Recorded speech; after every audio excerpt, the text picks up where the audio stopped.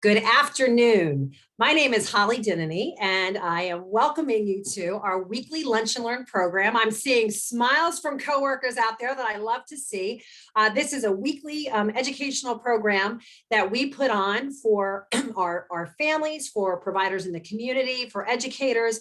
And our goal, as you may or may not know, if you're with us for the first time, welcome. If you're coming back, we are happy to have you. Our goal is to connect you with an expert for a lunch and learn session. And as it is lunchtime, we are okay if you leave your camera off. However, we do love to see smiling faces, so keep that in mind. Our goal is to educate you on a topic or individual or organization in the community that is there to support challenged youth. And that could be supporting parents with challenged youth. It can be providers, it can be educators. And today we have a very important topic. As many of you know, this is Mental Health Awareness Month. And we are doing a 4-part series on all of the services that are available in Morris and Sussex County to support folks who have challenges and families that have challenges. And we've spoken so far with Jessica Mondina, who's with Morris County, who explained to us the whole kayak concept and how all of the agencies come together to collaborate and share ideas, and the committees that are available for parents to have connections with and to get information from and resources from. And today we are speaking with Kattya Koeningsberg, who is the program director for Morris Sussex Crisis Mobile Response. And she will be telling us about that service, and also trying to help us understand a little bit better the process and the approach that they take and how they interact with other agencies and other processes that are in place in New Jersey. And before we started the call, Kattya and I were talking about how proud we are to be a part of this system in New Jersey, because we have other states who look to us to model what we do, because we do it well. Now, it's far from perfect, but we do it well, and we communicate with one another. We have a lot of really brilliant people working a long time and hard to provide supports to our youth and to our families. So Kattya, before I turn it over to you, I was saying I looked at your LinkedIn profile before we started the call, and you've been in this field for a long time. You've been a clinical counselor, you've worked with family intervention services, you've been in private practice as a psychotherapist. And I wanted to tell you and to tell the folks on this call that I really respect and honor that means that you are personally, not just professionally, but personally committed to assisting folks who are probably facing some really hard times in their lives with it. It's very hard, as most of us know, when you have someone in your life who's challenged and struggling with mental health, with other challenges. So I want to thank you for your commitment in this field, and for also joining us today to help us understand the crisis mobile response and stabilization services in New Jersey. So I'm going to turn it over to you, Kattya. Thank you, Holly. Thank you so much. Welcome, everyone. As Holly said, please feel free to turn off your cameras, relax. And if you have any questions, you can actually, I think it's better, Holly, if they just put it in the chat and you let me know. I'll be watching the chat, absolutely. Okay, perfect. So welcome again. I am really, really honored to be able to do this and collaborate with the Family Support Organization. We've been working together for many, many years since the program started. I think that Maria from the Care Management Organization is also here, so we collaborate with them too, and I'll talk a little bit more about that. And let me see if I can share my screen right now. That's great. While you're sharing your screen, Kattya, I'll just jump on and say that Maria is actually presenting next week. So we're trying to give you folks a full picture of how all these organizations, how they might be different, but also how we try very hard to work together to make sure that we're doing a soft handoff or a warm handoff with these families. Perfect. Holly, can you see my screen? Okay, perfect. And I'm just going to minimize this, and we're on. So I'm coming from, originally we were Family Intervention Services in our agency, had many years in this area, and started with our CEO at that time, who was Jean Warnock. And she really started from nothing, considering the importance of keeping children in their homes with their parents. as opposed to having to move them to different places, whether it's resource homes or hospitalized and all of those things. As of last year, 2020, we merged with a much bigger nonprofit that is Center for Family Services. They're based in the South, but we are their North division. So we are now part of Center for Family Services.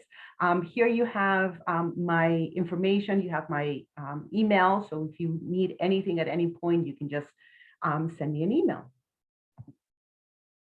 So I'm here to talk to you guys about Morris and Sussex Children's Mobile Response and FCIU. And FCIU stands for the Family Crisis Intervention Unit in Sussex County. So our program, it's really a program that provides immediate crisis response 24 hours a day, 365 days the whole year. And this service is open to youth between 3 and 21 years of age. However, I have to tell you, we have been receiving calls from much younger children, even 2-year-olds. And sometimes people kind of don't understand necessarily what could be happening with a 2-year-old that they are in a crisis or they need, a crisis response. And what I always try to tell everybody and explain is that, no child is in a vacuum. It's in a family, it's in a community, is whether the community is school or is, their town where they live. And it's about connections, it's about relationships. And we can have families, and the family is in crisis. The family of a 2-year-old who might be, not be able to regulate themselves, and the parents just don't know what to do. They don't have the tools, or maybe they need some assistance. Those are the kinds of things that families can call for. So the other piece is that we are one of the many services of the children's system of care. And as part of that, the way we have access to families, or families has access to us, is there is a phone number, an 877 that you're going to have to you available at the end of the presentation in the slide, and it's called Perform Care. This is the system administrator. And what that means is that in order to receive mobile response services, families need to contact this number, the Perform Care number. And what happens after the family calls and explains what's going on and what their needs are, there is a clinician on the other line trying to gather the information and triage and make sure that they're going to link this family to the level of care that they need. So once that clinician figures out and decides that family is in a crisis and they need immediate response, then they call us. So Perform Care calls us and then linked us in a warm transfer to the family who's on the line with them. So there is no, we try to have no gaps into them saying, they're going to call you, we're going to call them. So they link the three of us, and then Perform Care drops off the call and we stay with the family. At that time, when we stay with a family, we call it a CIS, which is a crisis intervention specialist. And those are the people who work in my team, who is going to talk to the family, gather basic information, demographics, insurance or no insurance information, risk factors, because we are going to respond to the community. We're going to respond to their homes. We're going to respond to a library. And so we go over that and we try to assess at that moment over the phone, what happened? What were the triggers that got this family to where they are at this moment? So that when we go in there, we can start working on stabilizing the family. So we provide, as you have here in the slide, crisis assessment and intervention in person or via telehealth. We were always in person.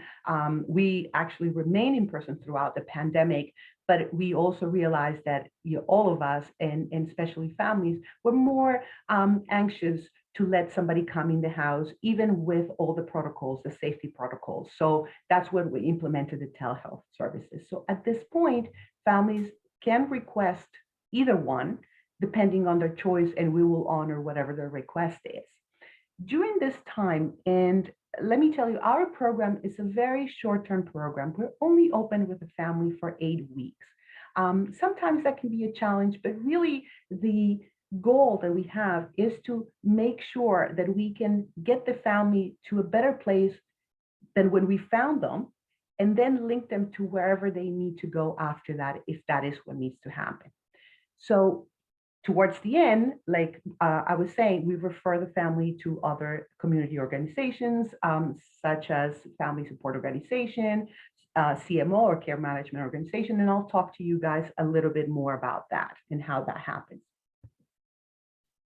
And is it okay? I wanted to hop in, Kattya, and say, I know something that I recently was pointed out to me as like, I like to say these are free services, but it really is that it's no out-of-pocket expense to the families, but that there is, in fact, I mean, that's, and correct me if I'm wrong, but when people come in through Perform Care, they're trying to qualify the individuals as needing the service. So I think it's really important that it is being paid for. It's just not coming out of the pockets of a family in crisis, right? Yeah. Which I think is, again, that's something to be grateful for. And I think that's also something that a lot of people don't realize, because while you will take insurance information, that is not a requirement to receive services, correct? Yes. Let me tell you a little bit more to just clarify one piece. Yes, our services are free, meaning no family is going to be charged for our services. And if families have private insurance, they can access our services. The insurance is not going to be billed. They're not going to be billed. Now, so people say, so how do you pay for the services? And what we explain to them is that the state of New Jersey, created this program so that every family can have access to them. And this is how it happens. If a family has private insurance or no insurance at all, what we need to do is we need to collect some information, some demographic information, who lives in the house, some income information, only for the purposes of applying on their behalf, or the behalf of the youth, for a temporary Medicaid number. So that is how our services, get funded. So Medicaid pays for all of this, but when people are not eligible for the regular Medicaid, then we come in and submit an application on their behalf. And again, it's nothing is going to be charged to the families or any insurance. Thank you for explaining that, Kattya. And if you don't mind, there was a question that came up too. If a family already has a counselor, are they still eligible to use Perform Care? If the family's looking for more intensive outpatient counseling services? Yes. And again, any family, they're going to call and they're going to say, again, if they're in a crisis, what it means to us is that whatever they have in place right now might not be enough, or might not be what they need at that point. And because you can have an outpatient therapist and see that clinician once a week, what if something happens in between and you cannot access that clinician? So that's when we come in. We can de-escalate the crisis and they can continue with the clinician if they want, but anybody can access. It does not mean that you have to drop them. It doesn't mean that. What we do and what we like to do is once that happens, we talk to the family, and with their permission, we like to talk to the clinician, because we want to make sure that we are, number one, not duplicating services. Number two, that we are not burdening the family with so much more and so much treatment, that more doesn't necessarily mean better. So there has to be a communication and collaboration with whoever else is, whatever provider is working with the family at that point. But the answer is yes, it doesn't matter. You can apply for our services, call for our services, and we will dispatch, and then we'll figure out with the family again what is the best course of action for them.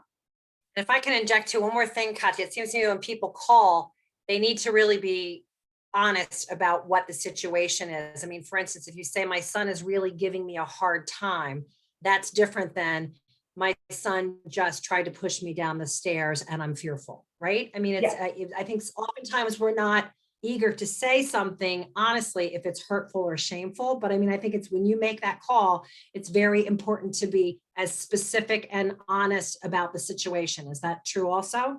Absolutely, because again, when the families call and giving this information to this clinician on the other end, the clinician is going to ask questions to try to, get the family to elaborate a little bit more. But it's always very helpful that, when the families can tell us, even with examples, and that sometimes is easier, if you can now put into words exactly what is happening, say, this is what happened yesterday, or this is what is happening right now. And oftentimes we have families who are called in the midst of the crisis, and we can hear on the phone what's happening, and then we have protocols to address that. But I would say absolutely yes. Be as specific and as honest with what is happening at the moment, so that clinician on the other end can make the best decision in terms of linking you to the crisis services, if that is what is determined. Some more questions, Holly? No more. So far, Okay. keep going. Okay, so again, the other piece that I want everybody to know is that this is a voluntary program and requires consent from the parents or legal guardians. And what this means is that sometimes we work and collaborate with the division, with DCPMP, and the case workers will, ask the family to call, perform care, and ask for our services. And family does that, and we can do that. But we really wanted to make clear to the parents that it is their right to make the decision of whether or not to participate in the program.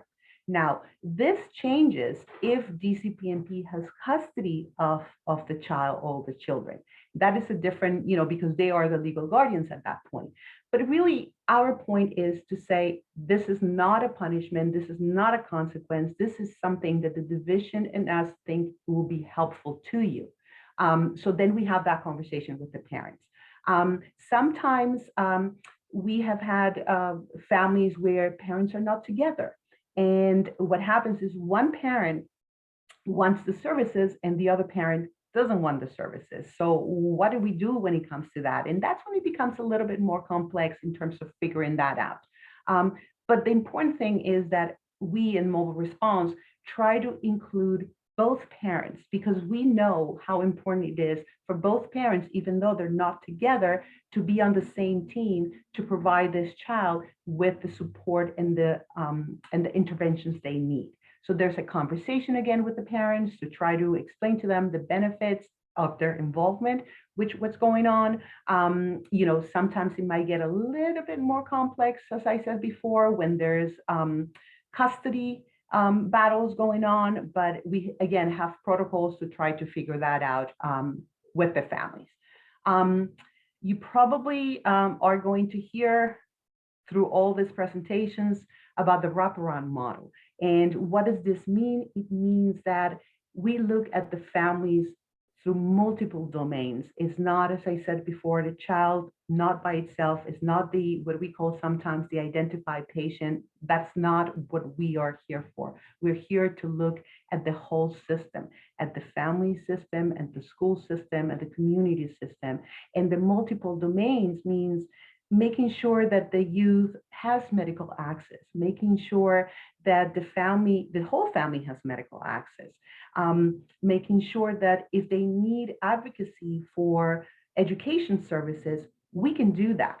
We can help them advocate for all the services that they may need. We plenty of times have been requested to attend, for example, child study team meetings, because families might not feel confident enough. They don't know how the system works. They don't know how the process works. So we have one of my staff who is going to be the case manager, go to the meetings with them and advocate and make sure that the parents understand their rights and understand their responsibilities when this whole process is starting. The other piece that is super important is that we all tried, everybody in this field tried to be culturally sensitive, which means again that one of the questions that we ask at the beginning when we first talk to the family is there anything in your culture that you want us to be aware of?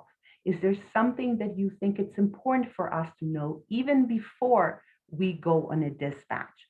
And again, trying to understand the different cultures. I mean, we are in a state where we have, a myriad of different cultures, and that is also very important. The other thing that we try to do is, if the family speaks a different language, we try to pair them with a clinician that speaks the same language. I have staff who speak Spanish. I actually have one staff who speak Albanian. So we really always try to meet the family where they are. The other piece that it's important is what happens through all those 8 weeks. And this is where the case management happens. So my staff, so I have a crisis intervention specialist who goes to the family's home or wherever they are, assess the crisis, then makes the plans, and then implement services. What does this look like? We can offer in-home therapeutic services for the child and the family. That means that a therapist will come to the house and work with them for the whole 8 weeks. We can also implement, if it's needed, a behavioral assistant that we will be working with in collaboration with the therapist to provide the family with everything that they need. The other thing that we do is during those 8 weeks, the case manager is going to call the family every single week and try to find out, how is it going? Are you meeting with the therapist? Do you think you see any progress or not? Do you have any concerns? And not only talking to the family, but my staff will call the therapist every week, again, to make an assessment and get information about how the family is doing. Then if there's other providers, if there are other providers involved with the family, then that's what we do. We would call a social worker from the school, a guidance counselor, sometimes pediatricians, anybody, again, with the consent of the parents, anybody who is in this child's life, in this family's life, we get to talk to them. And again, in an effort to look at all the domains and all around this family so they can be in a better place. So the other piece that it's important is I want everybody to know that in my team, they are they are people with bachelors, the people with masters, and they are all trained by the Children's System of Care, constant training every single year, and they require to take many trainings every year and take a test to be certified as a crisis intervention specialist. So these people are really, really trained on crisis intervention and risk assessment. The other piece is that our staff is trained internally by, right now, Family Intervention Services, a division of the Center for Family Services, in all the other domains that we might not have access through CSOC. So that, again, I think it's important because sometimes parents don't know who's coming. Sometimes they think a therapist is coming right away the first time. And so that's what we try to explain to them at the beginning, that who's going out is a crisis intervention specialist. And then after we meet with them, then we can implement the services. And I have to tell you, sometimes that is, and has been the challenging piece, because when we go to see the families and we have a plan and we go over with them what is going to happen next, we need to do the documentation to send that to Perform Care. And Perform Care is going to review all this information that we're telling them and grant or not the request that we are submitting for implementation of services. So unfortunately, that is the difficult, challenging part of the system. It can take up to 5 days from the time that we submit that documentation. So then what happens? Sometimes families, there's a crisis between the initial crisis and the time that they're going to start services. So what is the family supposed to do? So once we leave them after the first dispatch, we're going to give them a number. They can always call Perform Care, but we give them a warm line number, which means that they can call at any time, again, and one crisis intervention specialist who's on call again, we're on call 24/7. We'll answer that call, and then we'll assess what's the next step. There's always, again, a supervisor who's on call every single day, so that if anything transpires or there's a question or the parents need to talk to somebody else, they can call the supervisor and we can have that conversation with the parents. Part of the, and let me just try to go to the next slide. Part of what families sometimes, I think they might think that they do not qualify or they cannot go is because they don't necessarily think that what is happening is a crisis. But I just want to remind everybody that the family is the one who defines the crisis. It is not, it's not me, it's not my staff, it's the family. Most of the time when families call is because there's some conflicts between the parents and the youth. Sometimes there are threats to the safety of and the well-being of the youth, whether that is, suspicions or allegations of abuse, whatever type of abuse. Sometimes it's just that the youth is going out of the house without permission and staying out. Sometimes it can be mental health issues, such as, a youth can have a clinical diagnosis of depression or anxiety or oppositional defiant disorder, and behavioral issues.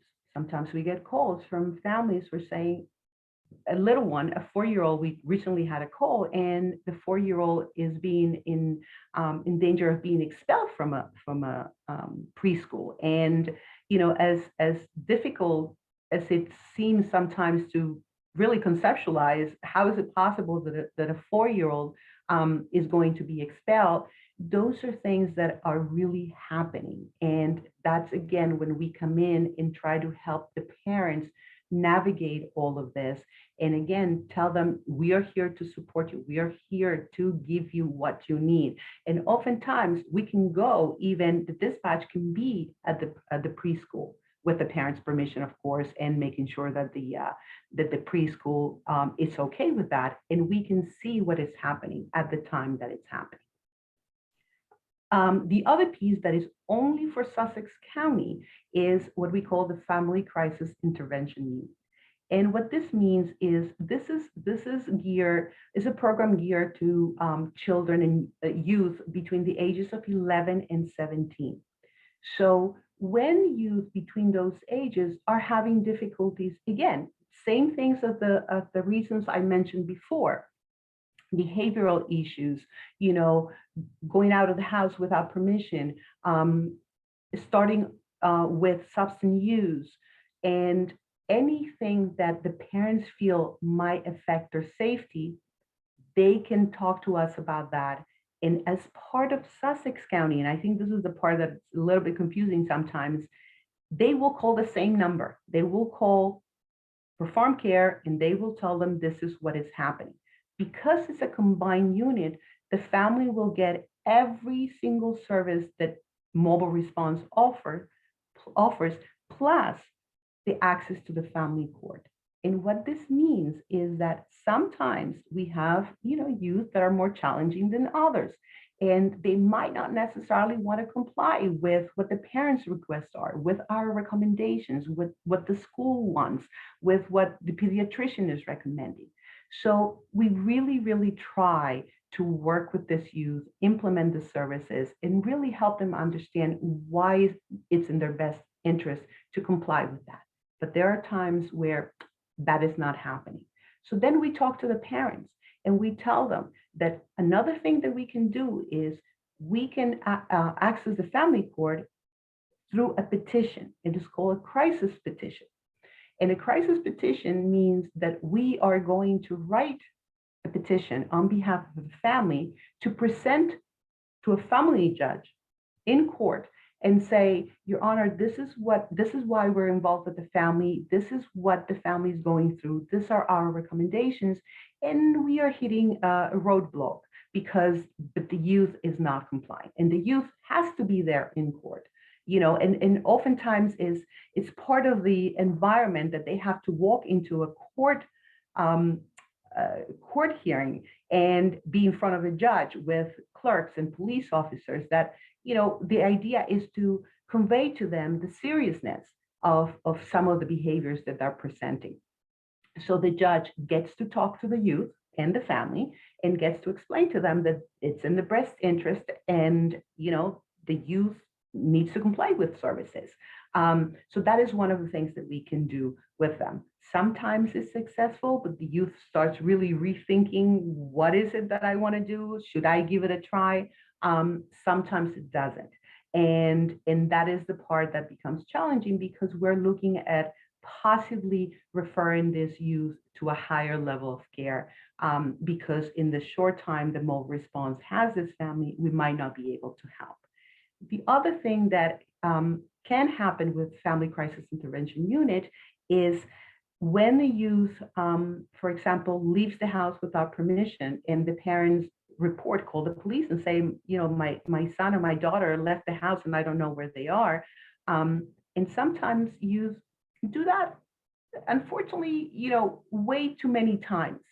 And what we can do is, if the parents think that their safety, the youth safety, is in really immediate danger, whether it's because they suspect that they're meeting with people who are using drugs, that they're putting themselves in those positions, talking to, or meeting with people in the internet, and then going out and meeting with them, all of that can trigger what we call a shelter placement. And what that means is that, for whatever reason, if the youth and the family are not safe being together, we have the power, with the consent of the parents, to place this youth in a shelter. Sussex County does not have a shelter, but we have Mobile Response has available beds at the Morris County Youth Shelter. So we can put the youth in the shelter, and that's an immediate thing that happens. But then again, the next day, we have to go to court and explain to the judge, why is it that we made that decision? And why did we think that this is important for the youth? And what is the plan? What's happening after that? Because again, the youth cannot, that's a temporary solution for what was happening at that moment, but the youth cannot stay in the shelter for a long time. I believe that right now it's not more than 30 days they can stay, because 30 days is a long time for a youth to be away from their parents and not being able to be part of the community. So that's another of the services that we can provide. I think I mentioned to you guys before that the families call Perform Care, and they can request an immediate dispatch or a delayed dispatch. And if it's an immediate dispatch, we try our best to be there within an hour so that we can see what's going on. Sometimes the families don't think it's a convenient time. Maybe the youth is at school, maybe the parents are working, they want to be present, they need to be present. So they have 24 hours to request that dispatch. So they have until, if they call today at 10, they will have until tomorrow at 10 to reschedule.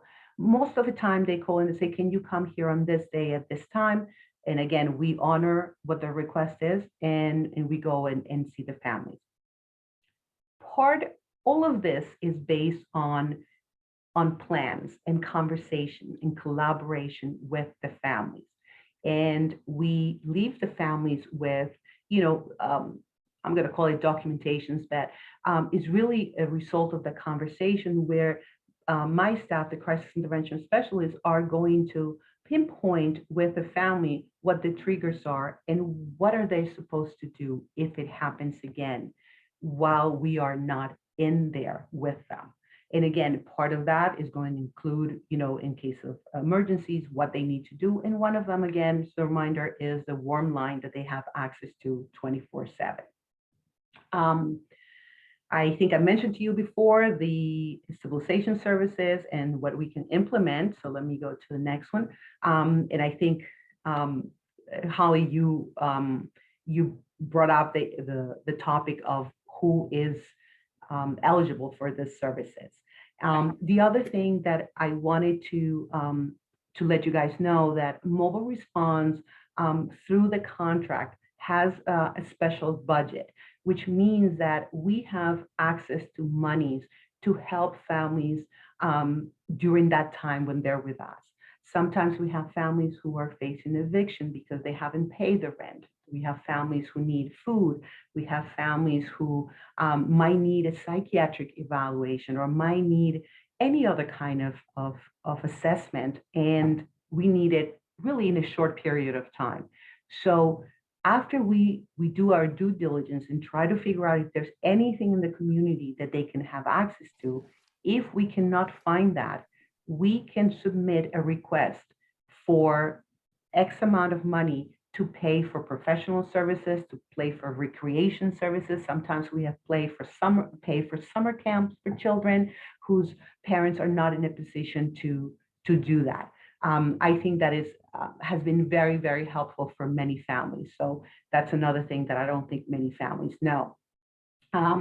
And this is the other part when towards the end, and we have a plan after the 8 weeks, we talk to the family and kind of reach out to other providers like CMO, crisis management organization, or family support organization, or individual providers, and try to make the recommendations and do a warm transfer with the family, whether it's, again, outpatient services or a higher level of care, so that the family has no gap in services. Again, does it always happen all the time? Unfortunately, no. We have to deal with the request of services and some little bit of the bureaucracy of the paperwork. But again, we try really our best to do that timely so the family does not have that gap in service. As I've been saying all along, family involvement is extremely important. It's crucial for this to work, to get the families in a better place. We, as I mentioned before, we provide the families with that concrete plan to de-escalate and prevent that the crisis happens again. And we make the referrals to support groups, outpatient settings, neurologists, psychiatrists, and that is where the collaboration with the rest of the providers comes in. I talked to you guys about FCIU, and if you don't have any questions about FCIU, I'm gonna jump in if you're asking. Someone had asked a question. I'm gonna read it to you, Kattya.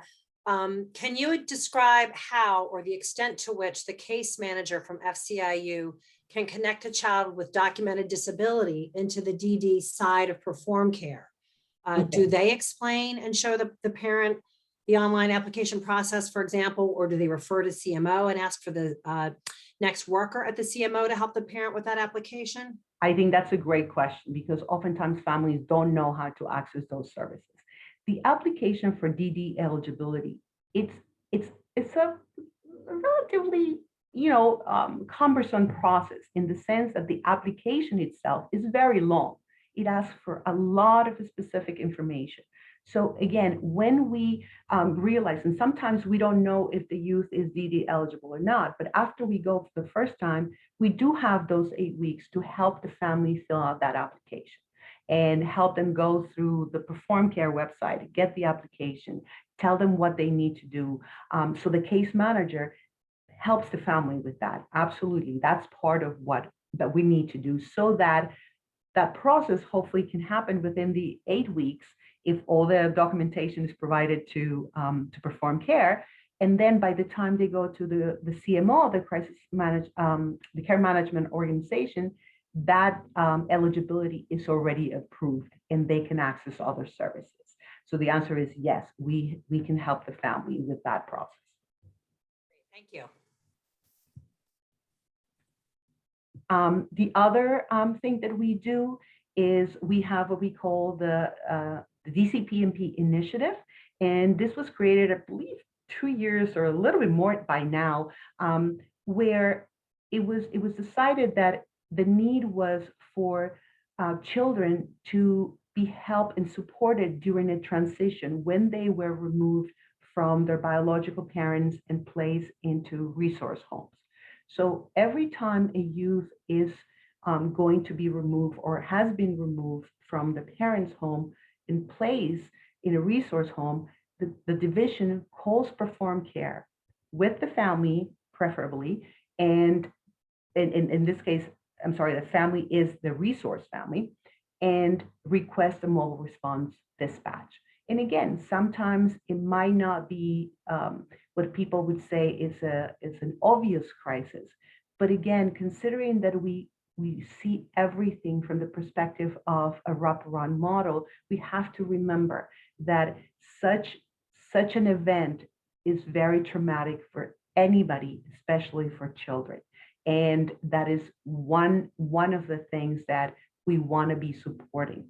We want to help them transition. Sometimes we go the same day after the division takes care of the medical piece, and they go home to try to talk to the resource parent, try to give them some tools in how to help the children adjust to the new environment. Sometimes they are not available and they rather do it the next day, and we are able to do that. And they have access to our services, meaning we can put a therapist that will be working with them again for the whole 8 weeks to make sure again that their transition is as smooth as possible. And lastly, I wanted you guys to have the number for Perform Care. I've also sent Holly an email with 2 handouts for other services that we have at Center for Family Services, that ranges from outpatient to, again, mobile response, family stabilization services. So I'm sure she will be able to send you this information and disseminate it to the community. Any questions? I'm going to hop in, and I just want to say thank you for that. Is such a first of all, I'm so impressed with how comprehensive your services are and how individual, because I'm hearing you describe your different scenarios. I'm sure no 2 days are the same, right? I mean, no two families, no 2 youth, no 2 situations. And I just really hope everybody is understanding how much work goes into addressing the needs of that family according to that family's perceptions, because everyone views scenarios differently. Every culture views expectations and scenarios differently. And that a lot of your processes and procedures and trainings are proven from documentation. I mean, this is not a new system. This is all based on findings from years of documenting. When we do this, our success rate is that, or right. I mean, I really think you can't overemphasize enough how intentional your system is, your services are. But I hope you're hearing in Katya's presentation the heart that's in it too, because a lot of it has to be really trying to empathize with the parents and the youth and trying to see what's best, right, in that situation. I hope if there are questions that you drop them in the chat or pop off mute, because I think that's a lot of information to digest. Kattya, I hope you sleep at night is all I can say, because there's so many. Sometimes I kind of sleep because again, when we are on call, and this is what we do, we see the families at the most vulnerable time.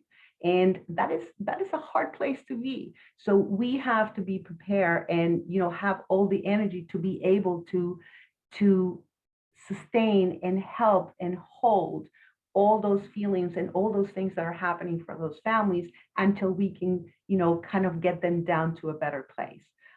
So yeah, we have a system that seems to work. So as you said, not perfect, but I think open to, I think if someone is struggling and not getting what they need to make a call. And if not, to Perform Care, maybe to, I know family support organizations, we can help as well. And sometimes parents need a little encouragement or a little word choice in how to describe what's happening, or again, plainly describe what's happening. Yeah.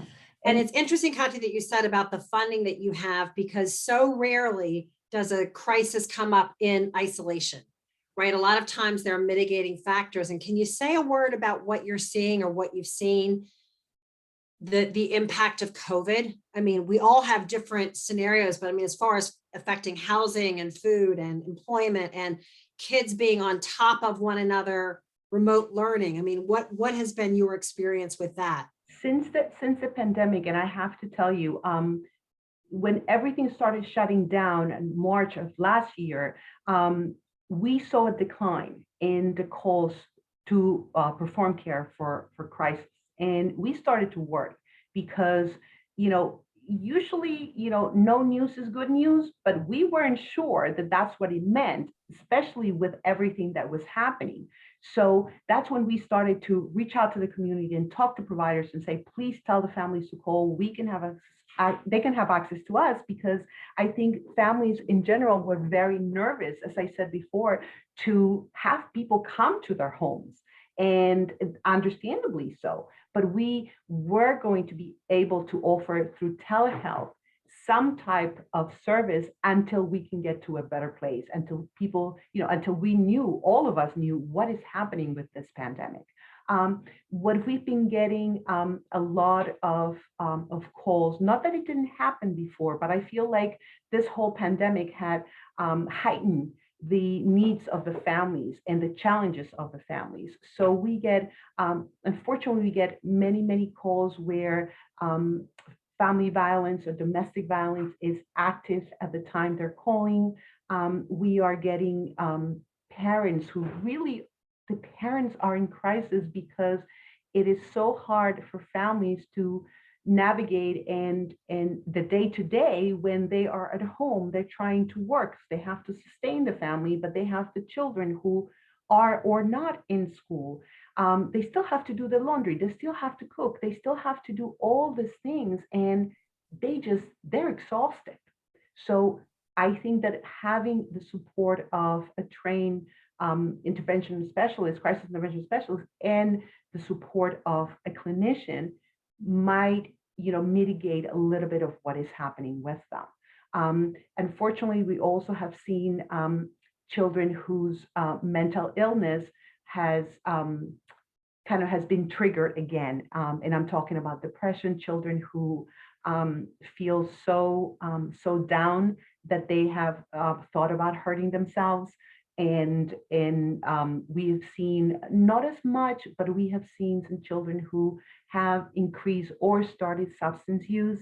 And again, that is part of what we can also help, because if that is part of what's happening, we can help the family link them to services for substance use. And before I forget, there's another important thing that I forgot to tell you guys. Part of what we do in mobile response is also try to use the nurture heart approach, which is something that has worked so well to help the families. And we also have in our office, we have a clinician. She's actually the director of the Early Step program. This is for children under 5. And we have people trained to consult with us.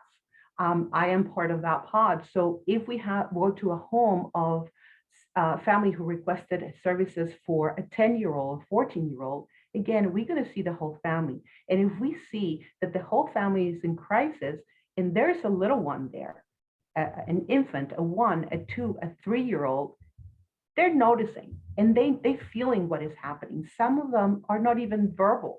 And that is when we come in and we call our consultant and say, hey, this is what's happening with the family. Can you come with us? We can go and visit the families throughout the 8 weeks also, and bring this consultant to help them understand what they can do to help that little one that is also in the house. Because I think oftentimes we tend to forget everybody else, and all the attention of the family goes into one child. But we have to remember that is just one sign of what is happening in the whole system and the whole family system. I'm just nodding. I think my head's going to bob off, because I couldn't agree more with what you're saying, and just the importance of understanding that when an individual in the home, be it a parent or youth, is in a challenging scenario for whatever reason, everyone in that unit is affected. And I really am happy to hear the comprehensive lens that you're using to look at and identify things that can be supported, and also other organizations that can help the challenges. If anybody else wants to hop on, by the way, you might be tired of hearing my voice, please do. But, Kattya, I was in a meeting yesterday where someone was talking about unusual behaviors that they're even seeing in warming shelters or homeless scenarios of just advanced unusual irritability and aggression, which they really can think is related to just the fatigue we all have of COVID and restrictions and limitations. And it's just really, it's a challenge. I pray that we're coming out of it, right? I feel like we're at least taking steps in that way, but then that will bring, I expect, a whole new wave of perhaps of anxieties, because some of us are eager to get back and some of us are fearful to get back. Absolutely. It's going to be, I want to think that it's not going to be what it was before. It's not going to be as normal. I think it's going to be a new normal that we all going to have to create as a country, as the world itself, as our small communities. Like even for us, like, are we going to the office? How many days are we going to the office? How many people are going to be there? Like all those things that we have to think about because of safety. I mean, it seems, so what I'm hearing, New Jersey is doing really, really very well in terms of the levels of people vaccinated. People, again, I think they feel more comfortable. Before we were doing maybe 80% telehealth services versus 20% in person. Now, I would say it's probably more of a 70-30, meaning 70 in person. So that means people are more comfortable, and the 30% via telehealth. So, and again, the other thing that came through all of this was the access to telehealth services. And we know that in Sussex County, one of the challenges sometimes is that the families are in the further areas of Sussex County, and it's very hard for them to access services. So again, one of our hopes, again, I think for all of us in this field, is that somehow we figure out a way to keep that option open for families, because that would mean that they can have access to things that otherwise they couldn't. And then if they cannot access to that, then they go into crisis again. And it's kind of like a revolving door. And I feel that that's when we as the providers and we as part of the system need to do something to help those families not get into that cycle again. That's great. Well, thank you. I'm going to say once again, if anybody has any questions, hop in, but I would like to thank you, Kattya, for, wow, there's just not only the presentation, but also for just your comprehensive and human approach and combination of the humanity and also, of course, just the smarts with science and numbers and incorporating all of these things into one. And Kattya mentioned the nurtured heart approach. We've at Family Partners, we've decided that we're going to for a few months in a row, we're going to do an introduction to the nurtured heart approach as one of our lunch and learn, so that folks who may have heard of it and aren't really sure what it is, we're going to give you a thumbnail sketch, a little overview of what it's about, and offer additional trainings, because I just think information, is knowledge is power, right? And the way we view things is very powerful in how we respond to them and how those around us respond to them. As Kattya was saying, there might be a little person in the house who isn't articulating how they are being impacted by what's happening, but you can guarantee that they are being. So that is are being impacted. So that's something to look forward to.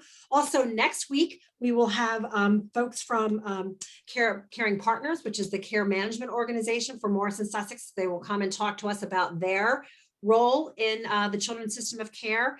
And I'm asking them to do exactly what Kattya did today, which is, just explain to us some of the basics, like what is it that their processes are? What is it that they, what goals do they try to establish? How do they revisit those goals, and what happens when they're not being met? Which I really, again, Kattya, I'm so inspired that there's no punitive reactions, but if something's not working, let's decide why and try something different. I think you're very aware of your time, your limited time that you have with a family, and you obviously try to do as much as you can in that time. That's the goal. And then finally, the last Thursday in May, we're going to talk about what a family support partner really does. I think that's a great topic, because we know they're out there to help and to be a part of the equation. But I think some of you may be really pleasantly surprised to understand the unique role that a peer support has in actually any recovery and in any healing of a process. We know that to be true for substance use. We know that to be true for mental health challenges. And I've got to tell you, for parenting, it's really nice to talk to somebody who gets what it's like to be in a scenario where you may feel totally out of control and totally fearful or angry, and to kind of help you ground and understand what your resources are and how to advocate for your youth and for yourself and for your family. So that's our presentation on our last Lunch and Learn in May. And in the meantime, or in between time, I just want to make sure that you know we have support groups. Tuesday night Spanish support group, Wednesday night dads, Thursday night moms, Friday youth partnership. This Saturday, we have the Chalk Fest, which is going to be an exciting event. Hopefully you've received information on that. Krista, do you want to add anything in about that, the Chalk Fest? Sure, it's 12 to 4. We're going to be meeting in Morristown, and everyone's welcome, all ages, families. It's going to be a lot of fun. The theme is drawing families together, and it's International Day of Families, so it's perfect. That's great. Sponsored by, we have some friends who are trying to start a children's museum in the area, which we think is a fantastic idea. There are buckets of chalk to be had. Contact Krista, contact me, or show up and we'll share. And the whole idea is just to bring some colorful life and togetherness. It'll be safely, socially distanced outside in Morristown. Reach out for more information on that. And then lastly, I would just like to let you know that there's going to be a webinar Monday, May 24th in the evening. There is going to be a community conversation just about, we're going to have guidance counselors from schools. We're going to have healthcare providers. We're going to invite parents to join the conversation about what we're seeing in our youth and what we hope to see as we move towards this concept of in-person living in the fall. We want to talk about what we can do to make sure we are supporting youth and families making this transition. So that's Monday evening, May 24th. We'll be sending out more information on that shortly. So thank you for joining us today. And Kattya, thank you very much. I will be sending out the video of this presentation as well as Katya's resources early next week. So thanks for coming out, everybody. Thank you, everybody. Thank you, Kattya. Thank you.